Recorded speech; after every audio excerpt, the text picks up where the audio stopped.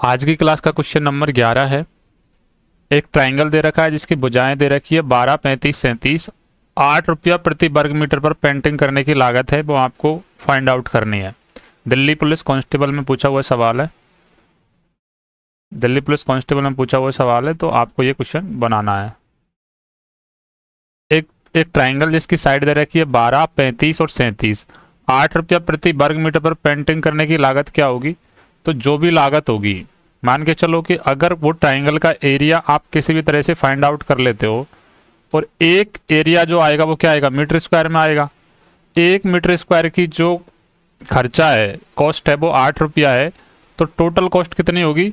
Area को आप 8 से मल्टीपल कर दोगे, तो जो भी यहाँ पे रिजल्ट आएगा वो 8 से मल्टीपल होगा। इसका मतलब क्या हुआ कि वो रिजल्ट 8 में छिपा होता है 2, 2 और 4, तो वो रिजल्ट है वो ऑल्सो 4 से भी मल्टीपल होगा।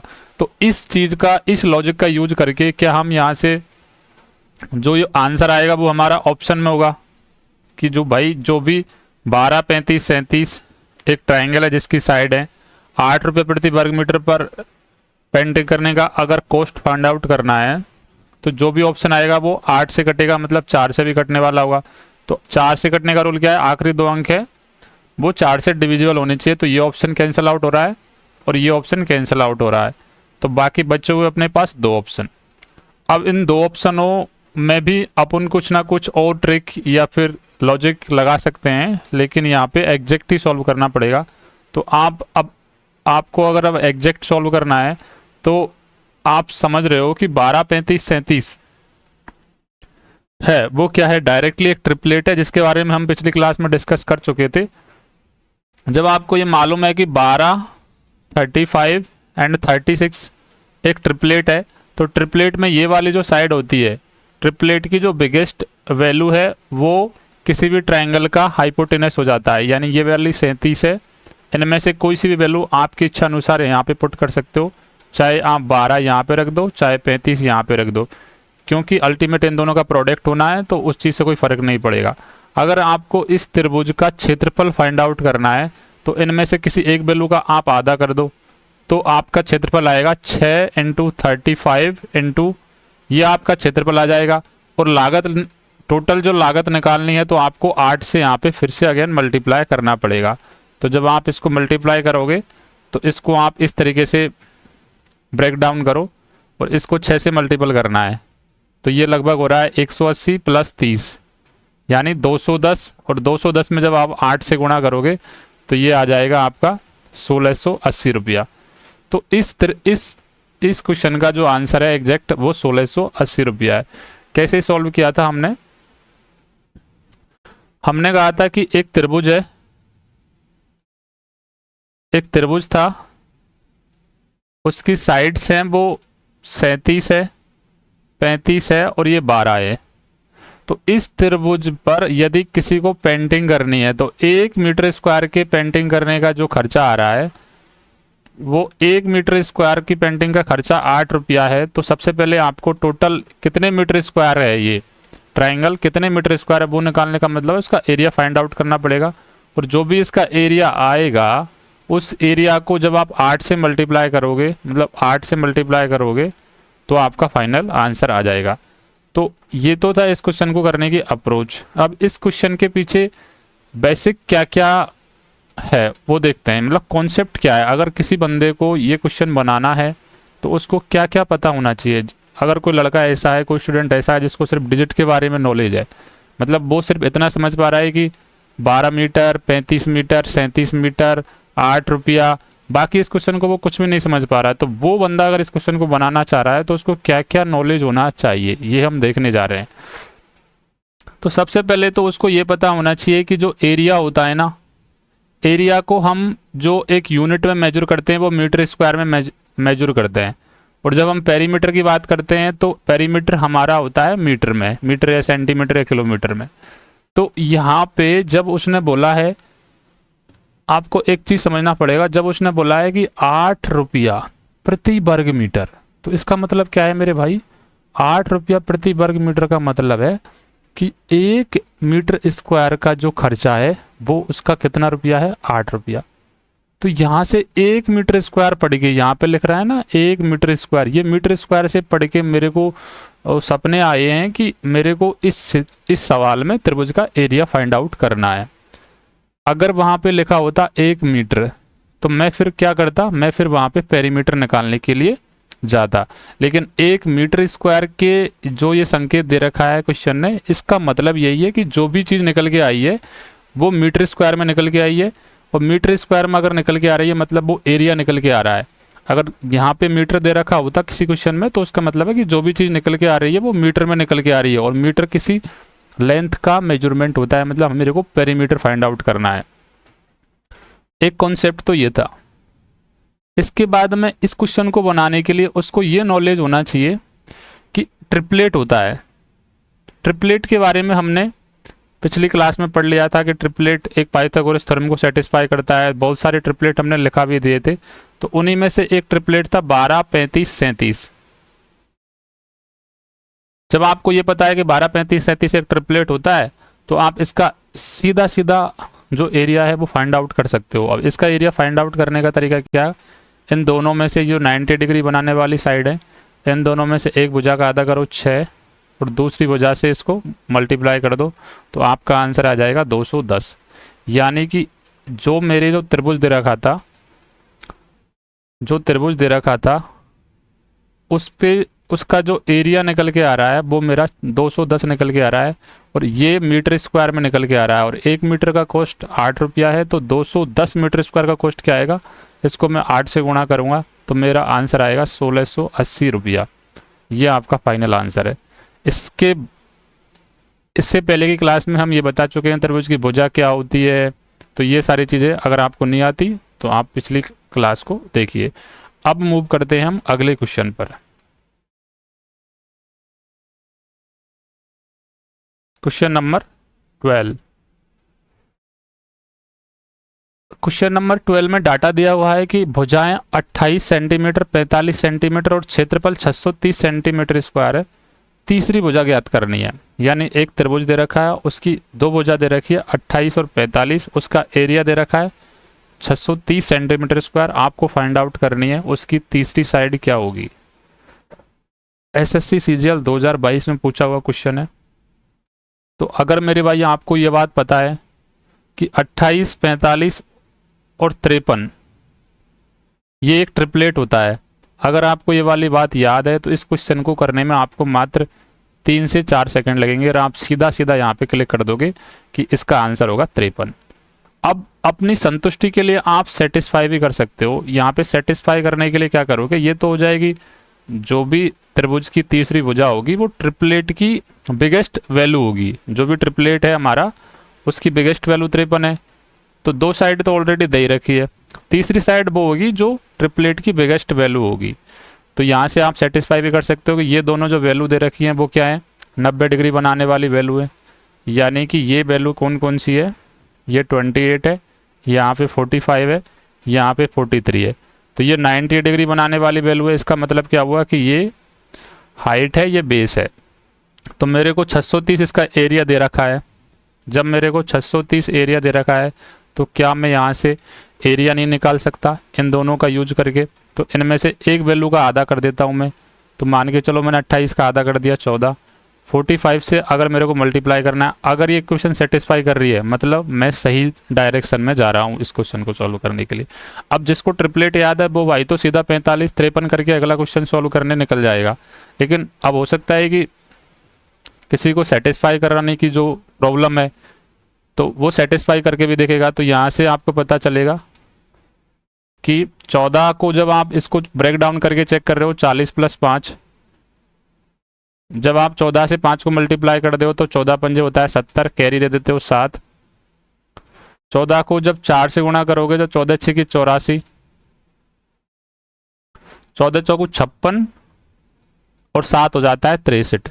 तो 630 मतलब एरिया मेरा एग्जैक्ट आ रहा है जो क्वेश्चन में दिया गया है। तो मतलब मेरी जो साइड है 53 वो ट्रिपलेट की बिगेस्ट साइड होगी, जो तीसरी वैल्यू होगी। तो 28, 45, 53 है, तो डायरेक्टली मैं यहाँ से कैलकुलेट कर पा रहा हूँ। तो ये तो था इस क्वेश्चन का सॉल्यूशन। अगर अब इस क्वेश्चन को किसी को बनाना है तो इसके पीछे कॉन्सेप्ट क्या छिपा हुआ है, इस क्वेश्चन के पीछे कॉन्सेप्ट ये है कि एक ट्रिपलेट होता है, मतलब कोई भी त्रिभुज है, उसमें 3 अगर आपको इंटीजर्स वैल्यू दे रखी है, ए एक इंटीजर्स वैल्यू दे रखी है, बी एक इंटीजर्स वैल्यू दे रखी है, सी, अगर यहाँ पे ए स्क्वायर बराबर बी स्क्वायर प्लस सी स्क्वायर हो रहा है, मतलब ये वाली वैल्यू आपको दे रखी है इसमें 28, ये वाली वैल्यू आपको दे रखी है 45, आपसे पूछा है कि त्रिभुज की तीसरी भुजा क्या होगी। तो आप जान रहे हो कि एक ट्रिपलेट होता है इंटीजर्स में 28, 45, 53, तो ये त्रिभुज की तीसरी भुजा क्या होगी, ट्रिपलेट की तीसरी वैल्यू होगी, जो भी ट्रिपलेट की जो बिगेस्ट वैल्यू होगी यानी हाइपोटेनस होगा। ये आपका यहाँ पे कॉन्सेप्ट था, मतलब ट्रिपलेट याद है तो ये क्वेश्चन आप इजीली बना पाओगे, ट्रिपलेट याद नहीं है तो ये क्वेश्चन आप नहीं बना पाओगे। और ट्रिपलेट के बारे में नॉलेज जो भी था वो पिछली क्लास में हमने दे दिया था। तो मूव करते हैं अगले क्वेश्चन की तरफ। अगला क्वेश्चन है 13वां। एक बार क्वेश्चन को रीड आउट करिए। ये भी सेम ही क्वेश्चन है लगभग।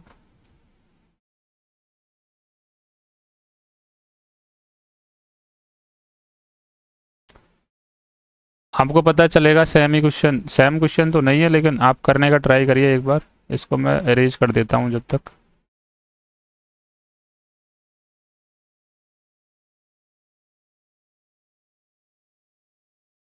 अगला क्वेश्चन है कि आपको डाटा दिया हुआ है इस क्वेश्चन में, एक त्रिभुज का एरिया दे रखा है, मतलब डेल्टा का मान दे रखा है, और डेल्टा का मान कितना दे रखा है, 540 दे रखा है, सेंटीमीटर स्क्वायर में दे रखा है, और जो हाइट है, जो उसकी जो हाइपोटेनस है वो दे रखा है, एच की वैल्यू दे रखी है 51 सेंटीमीटर। आपसे पूछा है कि उसका परिमाप ज्ञात करो। तो क्या आप यहाँ से ये सोच पा रहे हो कि जो ये हाइपोटेनस है यानी कि जो सबसे बड़ी बिगेस्ट साइड है वो 51 है। तो मैं यहाँ पे ये देख पा रहा हूँ कि मेरे को एक एग्जैक्टली मैं विजुलाइज कर पा रहा हूँ कि 8, 15, 17 एक ट्रिपलेट होता है, इसका 3 टाइम्स ये है 51, यानी बिगेस्ट साइड 3 टाइम्स है, तो बाकी साइड भी 3 टाइम्स ही होंगी ना। तो बाकी साइड जब 3 टाइम्स होंगी तो इन साइड्स की वैल्यू क्या क्या आएगी, इन साइड की वैल्यू आएगी 24, 15 का 3 टाइम 45 और इसका 3 टाइम 17 का 51। तो ये मेरी क्या आ गई, ये मेरी साइड्स की वैल्यू आ गई। अब मेरे को पूछा है उसने परिमाप बताओ। तो परिमाप क्या होता है, त्रिभुज की तीनों साइडों का अगर आप सम कर देते हो तो वो आपका परिमाप निकल के आ जाता है। तो जब आप इनका सम करोगे तो 24 और 45 हो जाते हैं, 20 और 40 60 और 5 69, एक ये वाला 70 और 50 120, तो आपका आंसर आ जाएगा 120, यानी कि आपका एग्जैक्ट आंसर है वो क्या है, 120 आंसर है। इस क्वेश्चन के पीछे ये तो था इसका सॉल्यूशन, इसके पीछे कॉन्सेप्ट कौन सा छपा हुआ है। अगर किसी को कॉन्सेप्ट समझना है तो उसको ये समझना पड़ेगा कि पेरीमीटर क्या होता है। पेरीमीटर होता है तीनों भुजाओं का सम। एक त्रिभुज है, अगर उसमें हाइपोटेनस दे रखा है तो उसका जो परपेंडिकुलर और बेस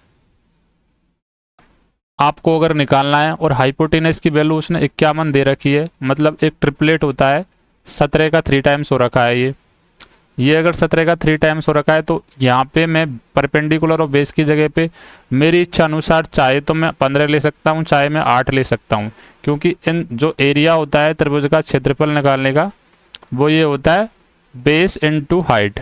तो चाहे आप हाइट को 15 मानो, चाहे आप बेस को 15 मानो, उस चीज़ से कोई फ़र्क पड़ने वाला है नहीं है, क्योंकि मुझे इन दोनों का प्रोडक्ट चाहिए होता है त्रिभुज का फॉर्मूला निकालने के लिए। तो यहाँ पे कहीं भी आपने मान लिया कि यहाँ पे 8 का 3 टाइम्स हो रहा है 24, यहाँ पे 15 का 3 टाइम्स हो रहा है 45, तो ये एक त्रिभुज है। अब आपको इसको सेटिस्फाई भी कराना पड़ेगा कि यार ये जो त्रिभुज में मेरी जो साइड आ रखी है 24, 45 और 51, तो ये जो पेरीमीटर निकल के आ रहा है वो 120 सेंटीमीटर में निकल के आ रहा है। अब क्या मैं 24, 45, 51 इन साइड्स के यूज से क्या मैं एरिया 540 निकाल पा रहा हूँ? तो आप सेटिस्फाई करने के लिए क्या करोगे, ये आपकी 90 डिग्री बनाने वाली साइड है, दोनों 24 और 45, इनमें से एक वैल्यू का आधा करोगे, यानी मैंने इवन नंबर यानी सम संख्या का आधा कर लिया, 24 का आधा 12 कर लिया, 45 को एज इट रहने दिया। तो अब मैं इसको जब सॉल्व कर रहा हूँ तो इस 40 को मैं देख रहा हूँ 40 + 5, तो 12 पंजे 60, कैरी दे दूंगा मैं 6, 12 चौको 48 और 6 कितने हो जाते हैं 54, यानी कि मेरा एग्जैक्टली ये सेटिस्फाई कर रहा है। मतलब जो वैल्यू मैंने यहाँ पे कैलकुलेट की है 45, ये 24 और 45 और 51 वो सही है। क्यों सही है? क्योंकि मैंने एरिया को सेटिस्फाई कर लिया है। तो मतलब इसका पेरीमीटर 120 ही होगा, 120 ही होगा। मूव करते हैं अगले क्वेश्चन की तरफ।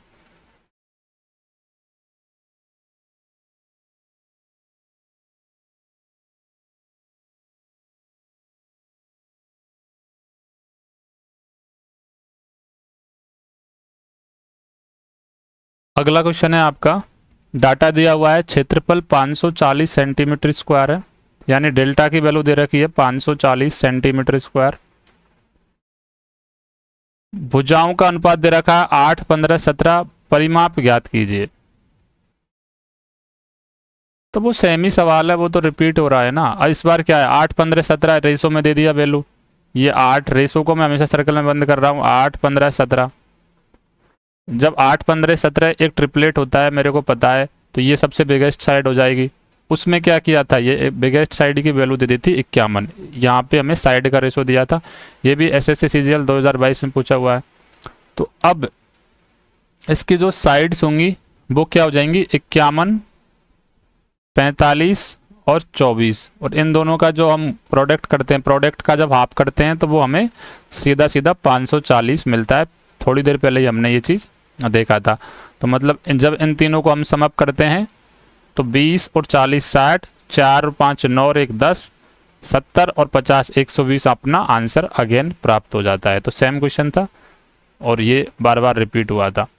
अब यहाँ पे अगर इसके पीछे कॉन्सेप्ट की बात करोगे तो ऐसे तो इसमें कोई खास कॉन्सेप्ट है नहीं है, लेकिन इसमें सारे के सारे में एक ही कॉन्सेप्ट छिपा हुआ है, ट्रिपलेट वाला। यानी जिसको ट्रिपलेट का नॉलेज है कि ट्रिपलेट क्या होता है, तो यहाँ पे एक ट्रिपलेट है, ये आप नोट कर लीजिए 8, 15, 17। अब ये ज़रूर यहाँ पे बोल सकते हो कि कोई भी ट्रिपलेट है, अगर आप उसको किसी नंबर से गुना कर रहे हो तो अगेन हमको एक ट्रिपलेट प्राप्त हो रहा है। तो मैंने n की वैल्यू ले ली यहाँ पे 3, तो जो अगला जो संख्या आएगी 51, 45 और 24, ये भी मेरा एक ट्रिपलेट होगा। और इसमें जो सबसे बड़ी वैल्यू होगी वो हाइपोटेनस होगी, और जो बची हुई वैल्यू होंगी वो क्या होंगी 90 डिग्री बनाने वाली होंगी। और 90 डिग्री बनाने वाली का मतलब क्या हो जाता है, ये साइड 90 डिग्री बनाने वाली है, ये साइड 90 डिग्री बनाने वाली है, मतलब ये वाली साइड बेस हो जाती है, ये वाली साइड हाइट हो जाती है। और मुझे एरिया निकालने के लिए बेस और हाइट की ही ज़रूरत होती है। तो ये क्वेश्चन भी इजी था, इसको भी हमने सॉल्व कर लिया। अगले क्वेश्चन की तरफ चलते हैं।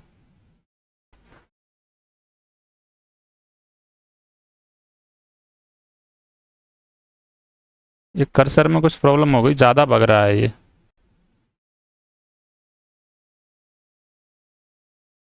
ये कुछ ज़्यादा ही भाग रहा है आज। अगला क्वेश्चन है, आपको यहाँ पे डाटा दिया हुआ है भुजाओं का अनुपात 1:3, 1:5, 1:4, परिमाप 141 सेंटीमीटर है। सबसे बड़ी और सबसे छोटी भुजा का अंतर ज्ञात करना है। एसएससी सीजीएल 2022 में पूछा हुआ क्वेश्चन है ये। यानी जितने भी अपन यहाँ पे PYQs कर रहे हैं ना, तो ये PYQs कर रहे हैं उन पे बेस्ड जितने जो भी PYQs कर रहे हैं उनको करने के लिए कौन कौन से कॉन्सेप्ट की ज़रूरत है, वो कॉन्सेप्ट भी सीख रहे हैं साथ साथ में। तो अगर आपको इस क्वेश्चन का सॉल्यूशन करना है तो आप क्या करोगे, सबसे पहले आपको दिख रहा है कि भुजाओं का अनुपात दे रखा है, यानी कि भुजा दे रखी है 1:3, 1:5 और 1:4। इनका पेरीमीटर मेरे को दे रखा है 141, जो कि ऑथेंटिक है। यहाँ पे साइड किस में दे रखी है, फ्रैक्शन में दे रखी है। तो मैं सबसे पहले इनको इंटीजर्स में कन्वर्ट करना चाह रहा हूँ। अगर मैं साइड्स को इंटीजर्स में कन्वर्ट करना चाह रहा हूँ तो जो फ्रैक्शन की जो हर वाले प्लेस पे जो नंबर लिखे हुए हैं ना, उनको मैं एलसीएम से उनका एलसीएम ले लेता हूँ, 60 आएगा उनका एलसीएम।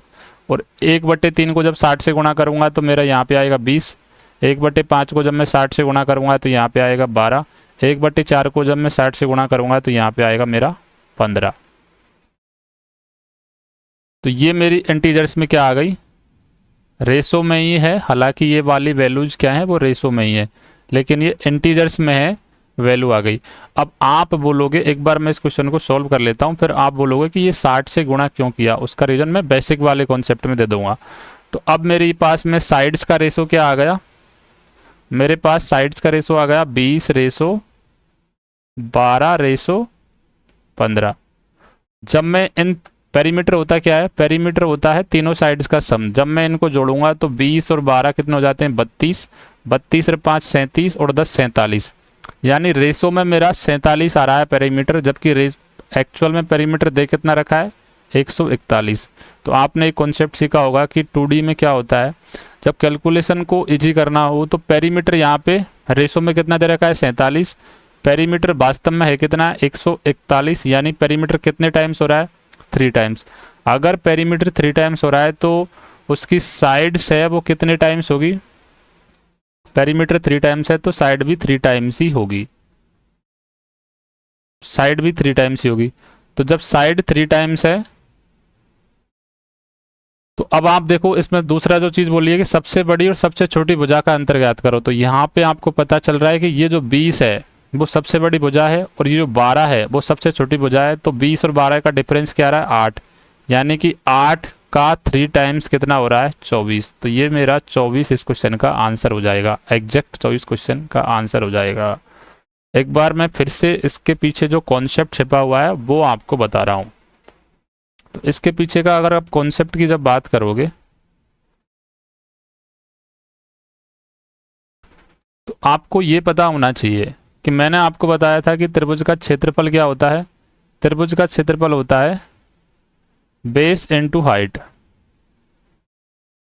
बेस इनटू हाइट त्रिभुज का क्षेत्रफल होता है।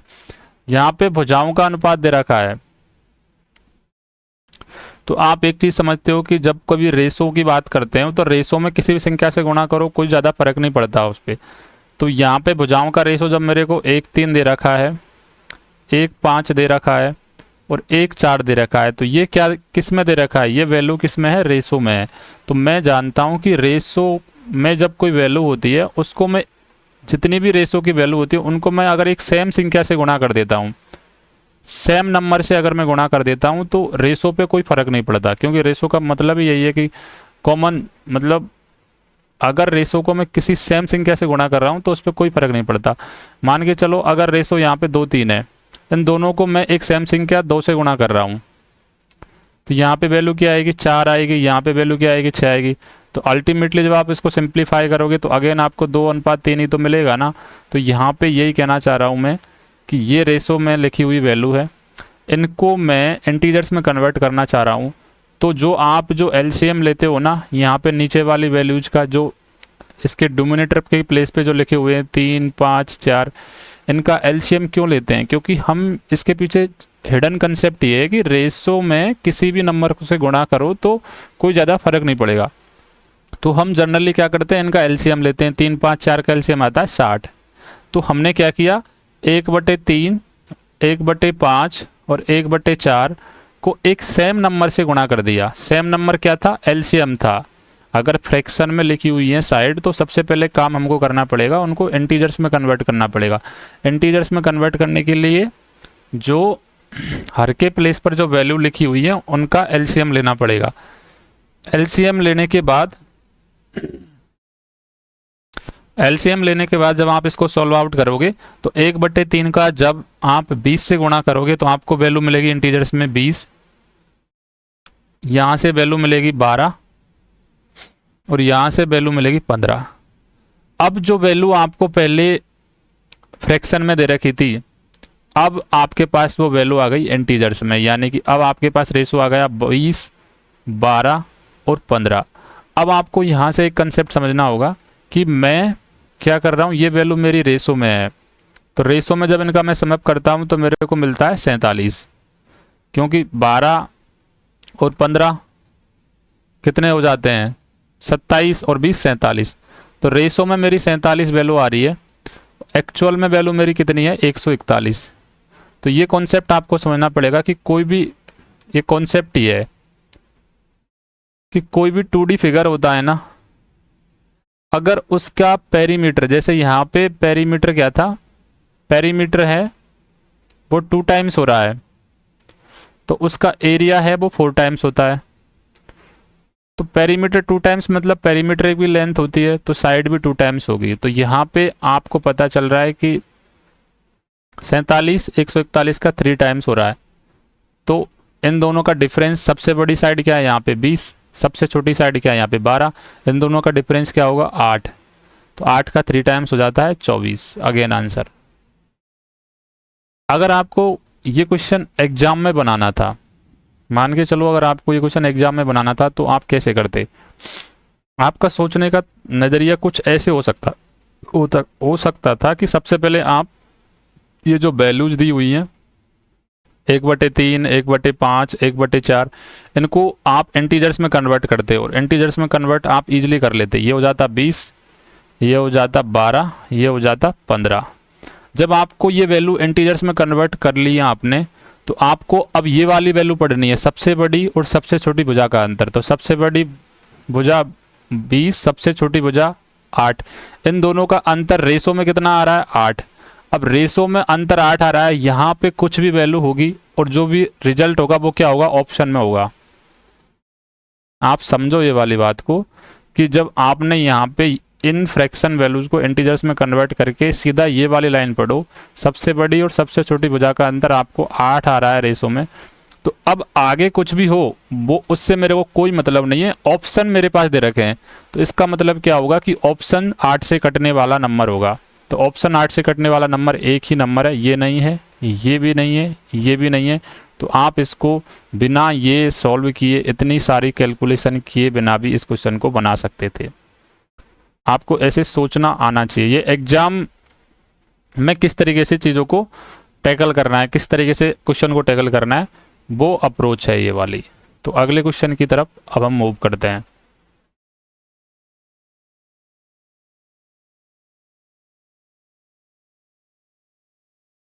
अगला क्वेश्चन है आपके पास में,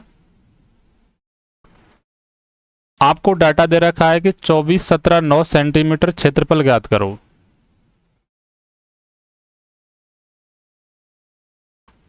आपको डाटा दिया हुआ है। अब जैसे कल मैंने आपसे बोला था, क्वेश्चन नंबर 16 को जब आप सॉल्व करने जाओगे, तो कल मैंने बोला था कि आपको कैसे पता चलेगा कि कोई क्वेश्चन है वो राइट एंगल ट्रायंगल का है, फिर इक्विलेटरल ट्रायंगल का है, या फिर स्केलन ट्रायंगल का है। तो अगर आपको इंटीजर्स में वैल्यू दे रखी है और वो इंटीजर्स में अलग अलग वैल्यू दे रखी है, जैसे ये एक त्रिभुज है, इसकी इंटीजर्स में वैल्यू क्या है, अलग अलग दे रखी है, तो मतलब ये विषम बाहु त्रिभुज है। अगर ये इंटीजर्स की वैल्यू किसी ट्रिपलेट को सेटिस्फाई कर रही है, मतलब वो राइट एंगल ट्रायंगल है।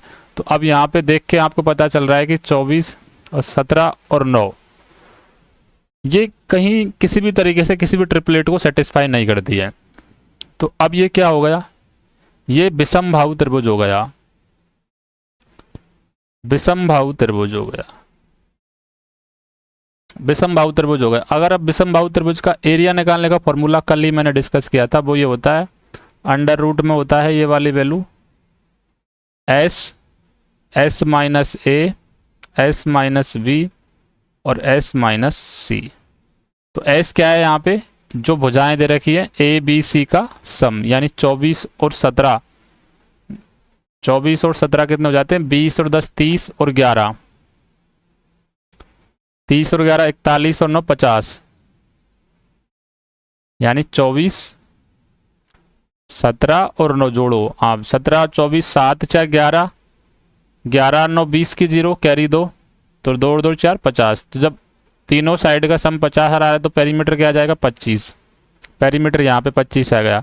25 में से 24 जाएंगे तो 1 बचेगा, 25 में से 17 जाएंगे तो 8 बचेगा, 25 में से 9 जाएंगे तो 16 बचेगा। अब आपको ये सॉल्व करना है और ये अंडर रूट में है। तो जब ये 25 अंडर रूट में है तो क्या मैं इसको 5 की स्क्वायर नहीं लिख सकता? आप बोलोगे बिल्कुल लिख सकते हो। 16 को क्या मैं 4 का स्क्वायर नहीं लिख सकता? आप बोलोगे बिल्कुल जी लिख सकते हैं। यहाँ से मैं 2 का स्क्वायर इंटू 2 नहीं लिख सकता क्या? आप बोलोगे बिल्कुल लिख सकते हो।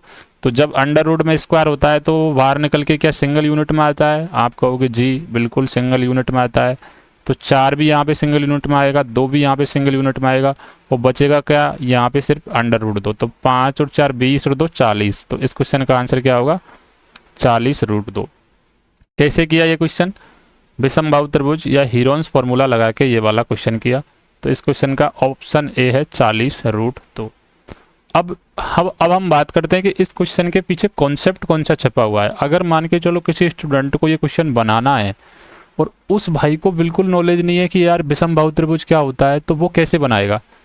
तो इस क्वेश्चन को बनाने के पीछे जो कॉन्सेप्ट है वो ये है कि एक त्रिभुज होता है ना, वो विषमबाहु त्रिभुज कब कहलाता है, जब उसकी तीनों साइड की वैल्यू है वो अलग अलग हो। जैसे अगर आपके पास में एक त्रिभुज है, इसकी साइड ए है, इसकी साइड बी है, इसकी साइड सी है, मैं नोटेशन लगा रहा हूँ, ये दो अलग अलग तीन डंडे माने जो मैंने मार्क किए हैं वो ये दिखा रहे हैं कि ये जो साइड की वैल्यू है वो अलग अलग है। तो ये त्रिभुज होता है विषमबाहु त्रिभुज। अब ये क्वेश्चन तो हमने यहाँ पे बना लिया है, ये क्वेश्चन विषमबाहु त्रिभुज का यहाँ पे दिल्ली पुलिस 2023 में आया था, ये क्वेश्चन हमने बना लिया। लेकिन अब इस क्वेश्चन को बनाने के पीछे जो कॉन्सेप्ट हमने काम में लिया है वो कॉन्सेप्ट हम डिस्कस कर रहे हैं। तो विषमबाहु त्रिभुज क्या होता है, इसकी डेफिनेशन ये होती है कि विषमबाहु त्रिभुज की तीनों भुजा अलग अलग होती हैं, मान लिया।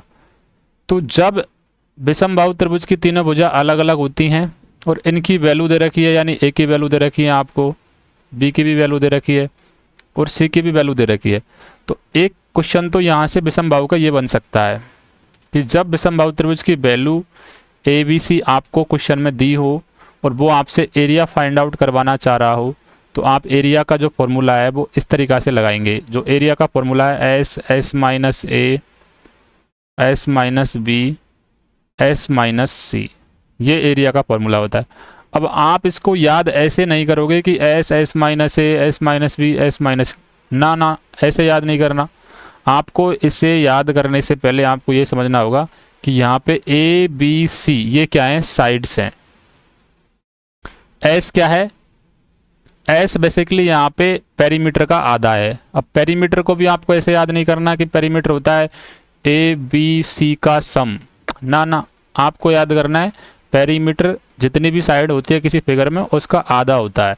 तो एस क्या है यहाँ पे, अर्ध परिमाप है, यानी सॉरी सेमी पेरीमीटर जितनी भी साइड होती है उनका आधा होता है, पेरीमीटर जितनी भी साइड होती है उनका सम होता है। तो एस यहाँ पे अर्ध परिमाप है। तो क्या आप यहाँ से ये विजुअलाइज कर पा रहे हो कि एस माइनस ए क्या है, एस माइनस बी क्या है और एस माइनस सी क्या है। तो आप ईमानदारी से अगर सोचोगे तो आप विजुअलाइज नहीं कर पा रहे हो यहाँ पे कि एस माइनस ए क्या है। अगर आप विजुअलाइज कर पा रहे हो यहाँ पे S minus A S minus B S minus C क्या है, तो आपको एक और क्वेश्चन यहाँ दिखना चाहिए कि कल के जाए वो साइड की वैल्यू ना देके और उसने value they the S minus A की वैल्यू दे दी आपको, एस माइनस बी की वैल्यू दे दी, एस माइनस सी की वैल्यू दे दी, और फिर आपसे पूछ लिया कि अब बताओ त्रिभुज का क्षेत्रफल है वो क्या होगा। यानी ये वैल्यू ही मान के चलो कि ये वाली वैल्यू उसने 24 एस माइनस ए दे दिया, 17 एस माइनस बी दे दिया, एस माइनस सी गुण 9 दे दिया। तो वो कैसे लिख के देगा, वो लिख के देगा कि एक त्रिभुज के अर्ध परिमाप और भुजा के बीच का अंतर क्रमशः 24, 17, 9 है, त्रिभुज का क्षेत्रफल ज्ञात करो। तो यहाँ पे मेरे भाई जो S minus A S minus B S minus C दे रखा है ना, ये अर्ध परिमाप और भुजाओं के बीच का अंतर है। तो कल ये भी क्वेश्चन पूछ सकता है वो इसी हीरोन्स फॉर्मूले से।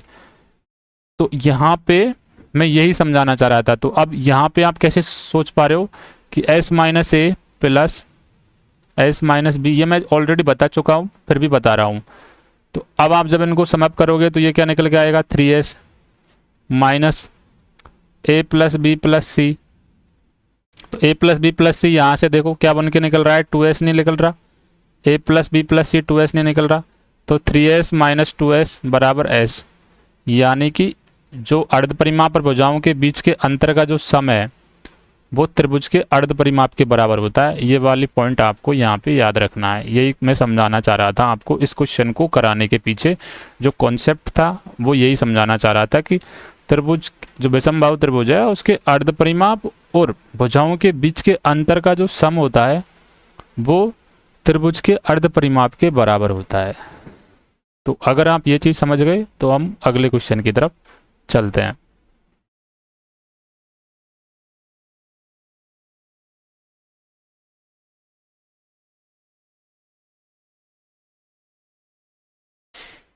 अगला क्वेश्चन है, आपके पास डाटा दिया हुआ है, सबसे छोटी ऊंचाई ज्ञात करो। देखो अब मैं जो भी चीज़ आपको बता रहा हूँ आरआरबी ग्रुप डी 2022 का क्वेश्चन है। और जो भी चीज़ मैं बता रहा हूँ वो लाइटली मत लो उन चीज़ों को, मैंने हर चीज़ को बहुत डीप से एनालाइज किया है, फिर मैं आपको समझा रहा हूँ। तो सबसे छोटी ऊंचाई पूछ ली, मतलब सबसे छोटी ऊंचाई कहाँ पे आएगी, सबसे बड़ी भुजा पे आएगी। अगर ये पूछता सबसे बड़ी ऊंचाई, तो सबसे छोटी वाली भुजा पे आएगी। तो आप अगर यहाँ से इस क्वेश्चन में इतना समझ सकते हो ना कि सबसे छोटी ऊंचाई कहाँ पे आएगी, सबसे बड़ी भुजा पे आएगी। तो पहले यहाँ पे परिमाप दे रखा है 84, तो जब परिमाप 84 दे रखा है इसका मतलब क्या है कि तीनों साइड का सम दे रखा है। एक साइड आपको 41 दे रखी है, दूसरी साइड आपको 28 दे रखी है।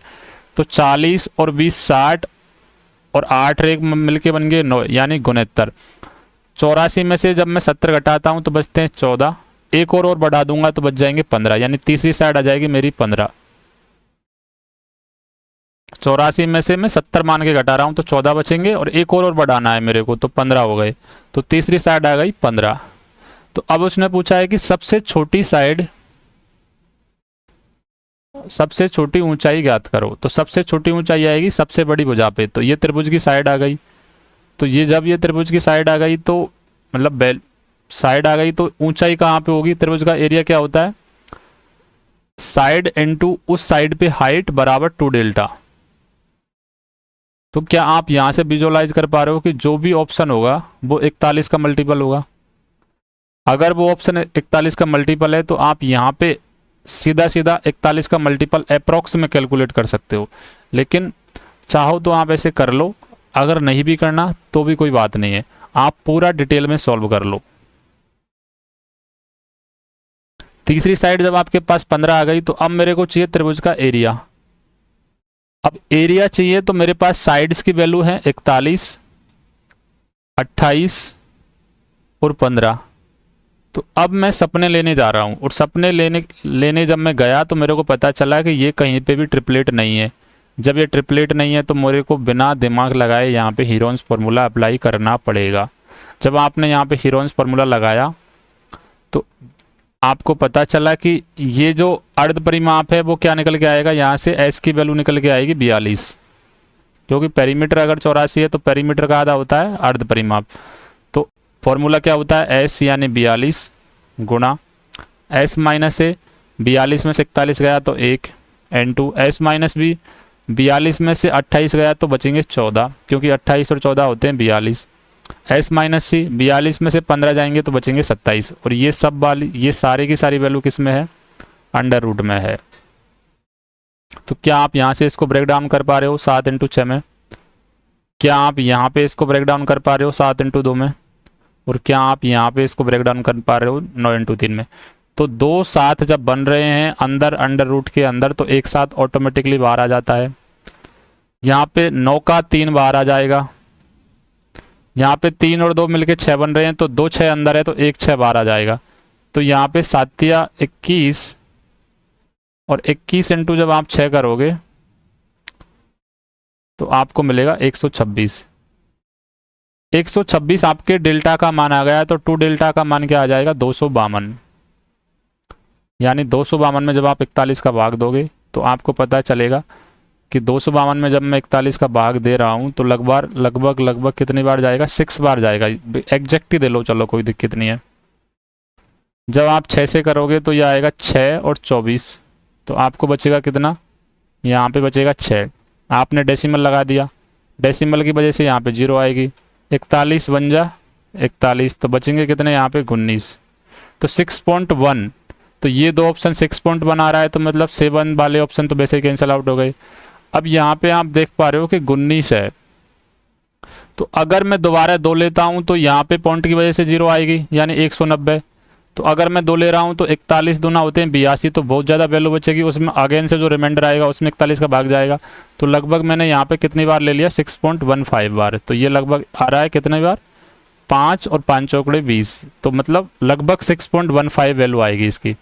तो 6.15 एक ही ऑप्शन है ये। और आप 41 से जब इसको भाग दे के भी अगर आप चेक कर रहे हो यहाँ से, तो भी आपको लगभग 6.15 में ही भाग जाएगा, बाकी इन तीनों में भाग नहीं जाएगा 41 का। तो ये इस क्वेश्चन का आंसर था। अब इस क्वेश्चन को करने के पीछे जो कॉन्सेप्ट है वो क्या है वो समझते हैं। अगर आपको ये क्वेश्चन बनाना है तो आपको ये कॉन्सेप्ट पता होना चाहिए कि एक त्रिभुज होता है, एक त्रिभुज में 3 साइड होती है। मैं बार बार कॉन्सेप्ट क्यों रिवाइज कर रहा हूँ, ताकि ये कॉन्सेप्ट आपके दिमाग में फिट बैठ जाए। इस त्रिभुज की जो हाइट होती है, इस साइड की जो हाइट होगी वो सामने वाले शीर्ष पे डाला गया लंब होगा। ये वाली साइड मान के चलो ए है, ये वाला वर्टेक्स मान के चलो ए है, कैपिटल ए, और साइड को स्मॉल ए से रिप्रेजेंट करते हैं। ये वाली साइड का जो हाइट है वो कहाँ, इस वाले शीर्ष से डाला गया लंब होगा, यानी कि ये h1 हो गई तो ये h2 होगी। सिमिलर वे में ये वाली साइड का जो हाइट है वो इस वाले शीर्ष से डाला गया लंब होगा, तो ये हो गई h3। अब त्रिभुज में होता क्या है कि 3 साइड होती हैं, इन 3 साइड्स पे 3 हाइट होती हैं।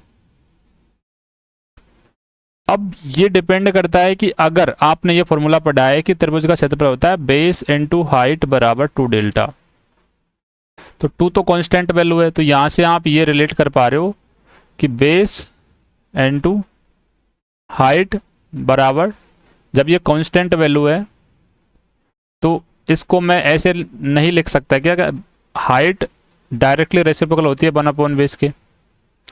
अगर ये कांस्टेंट वैल्यू है तो मैं इसको b बराबर h करके कर सकता हूँ ना, h बराबर h रेसिप्रोकल है 1/b के। तो जब ये मैं कर पा रहा हूँ तो मैं यहाँ से ये देख रहा हूँ कि जब बेस की वैल्यू ज़्यादा होगी तो हाइट की वैल्यू कम होगी, बेस की वैल्यू अगर कम है तो हाइट की वैल्यू ज़्यादा है। तो यहाँ पे यही पूछा है इसमें, सबसे छोटी ऊंचाई ज्ञात करो। तो सबसे छोटी ऊंचाई कहाँ पे होगी, सबसे बड़े बेस पर, और सबसे बड़ा बेस कहाँ होगा, मतलब सबसे बड़ी जो लंबाई होगी या सबसे बड़ी भुजा पर सबसे छोटी हाइट होगी। तो ये कॉन्सेप्ट था, यानी कॉन्सेप्ट क्या है, वो ये है कि अगर साइड बड़ी है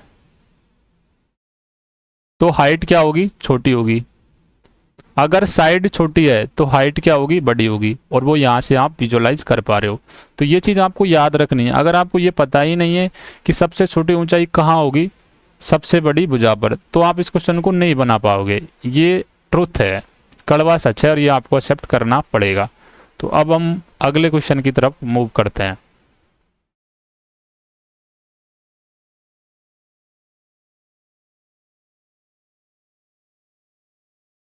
अगला क्वेश्चन है जो एसएससी सीपीओ 2022 में पूछा हुआ क्वेश्चन है, और ये क्वेश्चन में डाटा थोड़ा मिसिंग है। और ये क्वेश्चन ऐसे है कि एक त्रिभुज के अर्ध परिमाप और भुजाओं के बीच का अंतर 18 है, अर्ध परिमाप और भुजाओं के बीच का अंतर 17 है, अर्ध परिमाप और तीसरी भुजा के बीच का अंतर 25 है, और अब आपसे पूछा है कि डेल्टा का मान ज्ञात करो। तो जब आपको हीरोन्स फॉर्मूला लगाते हो तो उसमें 2 क्वेश्चन बन सकते थे। एक तो उसमें भुजा दे रखी थी तो आपसे डेल्टा का मान पूछेगा। अगर कोई विषम बाहु त्रिभुज है, अगर उसमें ए बी सी की वैल्यू दे रखी है तो आपसे डेल्टा पूछ लिया। एक उसने S minus A, S minus B, S minus C दे रखा है तो डेल्टा का मान पूछ लिया। तो एक क्वेश्चन हम इस टाइप का बना चुके थे, ये उसका दूसरा टाइप है। तो आपको पता है कि फॉर्मूला क्या होता है, इन तीनों का जो सम होता है, यानी S minus A, S minus B, S minus C, इन तीनों का जब आप सम करोगे तो यहाँ से 3s आएगा, 3s माइनस ए प्लस बी प्लस सी बराबर 18 और 17 कितने होते हैं, 25, 25 और 5, ये 5 मिलके बन गए 30, और 30 और 20, 18 और 17 होते हैं 35, 35 और 5 40, और 20 60, तो ये वाली वैल्यू आ गई 60। तो यहाँ से 2s, ये 3s है, और a प्लस बी प्लस सी का मान क्या होता है 2s, तो यहाँ से s की वैल्यू क्या आ गई 60। जब s की वैल्यू 60 आ गई तो मैं फॉर्मूला नहीं लगा सकता, s under root s minus A की वैल्यू मेरे को दे रखी है 18, s माइनस बी की वैल्यू दे रखी है 17, और s माइनस ए की वैल्यू दे रखी है 25। तो क्या मैं यहाँ से 5 का स्क्वायर नहीं बना सकता, क्या मैं यहाँ से 6 इंटू 10 नहीं लिख सकता, बिल्कुल लिख सकता हूँ। क्या मैं यहाँ पे 18 को 6 गुणा 3 नहीं लिख सकता, लिख सकता हूँ। तो ये 2 6 मिलके 1 6 बाहर आ जाएगा, 2 5 में से 1 5 बाहर आ जाएगा, और अंदर क्या बचेगा 10 और 30, यानी 17 × 51 और 10 510, तो अंदर बच रहा है अंडर रूट 510। तो मतलब आंसर आ रहा है 30 अंडर रूट 510, और 30 अंडर रूट 510 बी ऑप्शन में है। तो ये हमारा करेक्ट आंसर होगा। अब मैं फिर से क्या समझाना चाह रहा हूँ कि इस क्वेश्चन को अगर किसी ऐसे स्टूडेंट को बनाना है तो उसको कौन सा कंसेप्ट पता होना चाहिए। अगर किसी ऐसे स्टूडेंट को ये क्वेश्चन बनाना है जिसको ज़्यादा नॉलेज नहीं है, वो सिर्फ डिजिट के बारे में जानता है कि 18, 17, 25 होती हैं, क्षेत्रफल के बारे में थोड़ा बहुत उसको पता है क्योंकि पिछली क्लास में हमने बता दिया था, भुजाओं के बारे में भी उसको पता है कि ये विषमबाहु त्रिभुज है, लेकिन अगर उसको ये पता नहीं है कि एक विषमबाहु त्रिभुज है ऐसे, अगर उसकी भुजाओं का अंतर s माइनस ए दे रखा है, s माइनस बी भी दे रखा है, s माइनस सी भी दे रखा है, तो इनका जो सम आता है, भुजाओं का जो सम होगा वो 3s माइनस 2s होगा, और जो एग्जैक्टली किसके बराबर होगा, s के बराबर होगा। मतलब यहाँ पे जो भी इंटीजर्स वैल्यू दे रखी है उन इंटीजर्स वैल्यू का जब मैं सम करूँगा तो मुझे त्रिभुज का अर्ध परिमाप मिलेगा, और जब मेरे को अर्ध परिमाप मिल जाता है तो फॉर्मूला यही होता है under root S, S minus A, S minus B, S minus C. तो यहाँ पे ये अर्ध परिमाप है और ये भुजा और अर्ध परिमाप के बीच का अंतर दे रखा है, अर्ध परिमाप और भुजा के बीच का अंतर, अर्ध परिमाप और भुजा के बीच का अंतर। तो ये वैल्यू तो उसने क्वेश्चन में दे ही रखी है, ये वाली वैल्यू मैं इन तीनों वैल्यूओं को ऐड करके जोड़ दूंगा। अब उसका आधा नहीं करना है, जो जोड़ के आ रहा है वही डायरेक्टली अर्ध परिमाप निकल के आ रहा है, ये बात आपको याद रखनी है। तो इस क्वेश्चन को बनाने के पीछे ये कंसेप्ट छपा हुआ था। अगले क्वेश्चन की तरफ मूव करते हैं।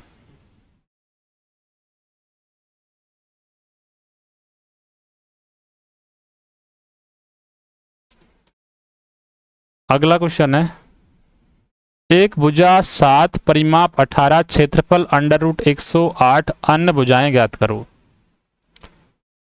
तो आप क्या देख पा रहे हो, एक भुजा दे रखी है 7, परिमाप 18, तो अब परिमाप जब 18 दिख रहा है आपको तो क्या आपके दिमाग में ये चीज़ आ रही है कि यार परिमाप 18 है और एक भुजा 7 है तो दूसरी भुजा, दो भुजाओं का सम 11 होगा। बिल्कुल हाँ, तो अब देखो भाई 8 और 3 11 यहाँ भी है, 7 4 11 यहाँ भी है, 3 और 7 11, 5 5 ये भी 11 बन रहा है और ये भी 11 बन रहा है। मतलब आपका सोचना बिल्कुल व्यर्थ था यहाँ पे। तो अगर यहाँ से ऑप्शन एलिमिनेट कर पाते तो आप सोच सकते थे। तो आपको क्या करना पड़ेगा, यहाँ पे डेल्टा की वैल्यू दे रखी है इन लोगों ने अंडर रूट 108। आपको फॉर्मूला पता है S, S minus A, S minus B, S minus C. तो यहाँ पे परिमाप दे रखा है 18, तो अर्ध परिमाप एस की वैल्यू क्या आ जाएगी 9, तो ये वैल्यू क्या होगी 9। एक मान दे रखा है उसने 7, तो ये ए की वैल्यू दे रखी है 7, तो ये वाली वैल्यू क्या हो जाएगी 2, तो ये बन रहा है मिला के 18। तो अगर ये अंडर रूट में 18 है तो मेरे को अगर ये इक्वेशन सेटिस्फाई करनी है तो मेरे को यहाँ पे क्या किसकी ज़रूरत है, मुझे रिक्वायर्ड है यहाँ पे 6 की, क्योंकि 18 का जब 6 टाइम्स में गुणा करता हूँ तो मेरे को अंडर रूट 108 मिल जाता है। इस बात का मतलब ये होगा कि s माइनस बी और s माइनस सी का जो प्रोडक्ट है इन दोनों का गुणा वो 6 होना चाहिए। अब b और c मेरे को ऑप्शन में दे रखे हैं, ये जो वैल्यू दे रखी है ना 6 और 5, ये b की और c की वैल्यू है, ये सारी वैल्यू, तो मैं 9 मेरे पास में ही है। तो अब मैं चेक करूंगा कि s minus B, s minus C का दोनों का प्रोडक्ट अगर 6 बन रहा है वो ही मेरा आंसर होगा। तो चेक करने के लिए मैं क्या कर रहा हूँ, यहाँ से मैं पहला ऑप्शन ले रहा हूँ 6 और 5, तो 9 में से जब मैं 6 को घटाऊंगा तो मेरे पास में बचेगा क्या 3, 9 में से मैं 5 को घटाऊंगा तो बचेगा 4, इन दोनों का जब मैं प्रोडक्ट करूंगा तो मेरे पास आएगा 12, मेरे को प्रोडक्ट चाहिए 6, तो ये ऑप्शन नहीं होगा। डेसिमल वाला वैसे ही नहीं होगा क्योंकि 9 में से 0.5 घटाओगे तो भी आपको 0.5 ही बचेगा, और 0.5 0.5 0.25 बन जाएगा, तो वो तो वैसे ही नहीं होगा। ये वाला देखो 9 में से 7 गया, 7 4 ऑप्शन लेके चेक करो, क्योंकि s की वैल्यू 9 है, b की वैल्यू 7 है, तो 7 में से 9 में से 7 गए तो 2, s माइनस बी की वैल्यू 9 में से 4 गए तो वैल्यू बन गई 5, तो ये बनेगा 10, मेरे को चाहिए 6।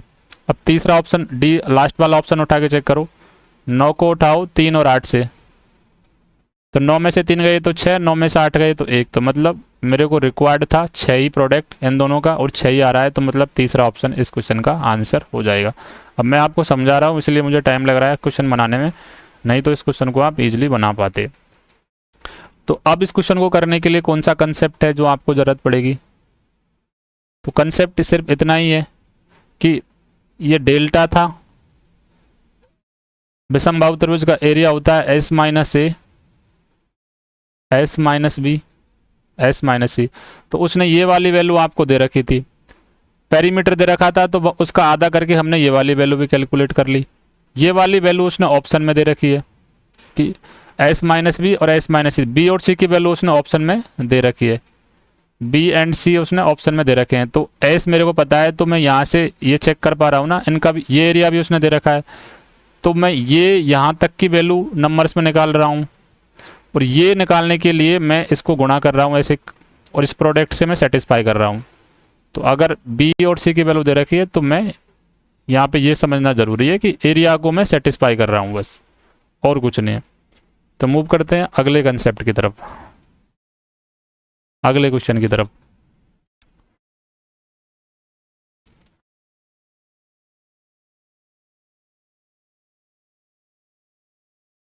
आज इस कर्सर में दिक्कत है, ये भाग रहा है भाई दबा के।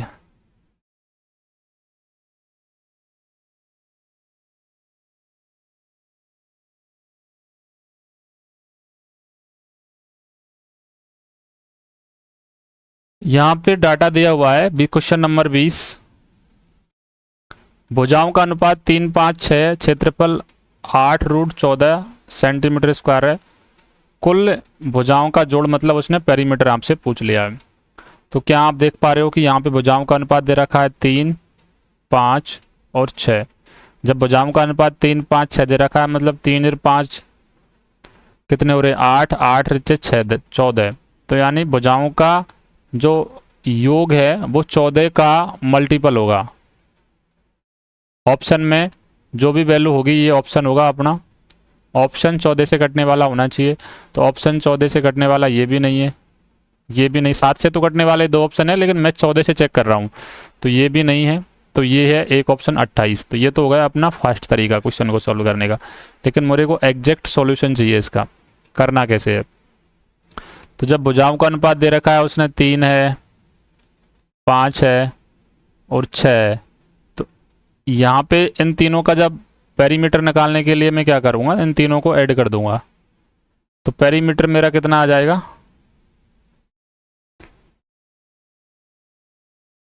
5, 6, 11 और 3, 14। ये रेशो में पेरीमीटर आ रहा है मेरा।